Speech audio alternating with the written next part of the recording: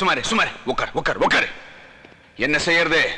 இங்க சைலன்ஸ்ங்கிறதே சத்தமா தானே சொல்ல வேண்டியிருக்கு. இதயம் நோய்பட்டு போச்சுன்னா அறுவை சிகிச்சை வன்முறையா? Open heart surgery is not violence, it's a cure. அதுதான் நான் செஞ்சுக்கிட்டு இருக்கேன். என்ன நடக்குது? என்ன நடக்குதுங்க? மான சுட்டா ஜெயில போடுறாங்க, மனுஷனை சுட்டா பெயில விடுறாங்க. எங்க போகுது? எங்க போகுது என் நாடு? எங்க போகுது?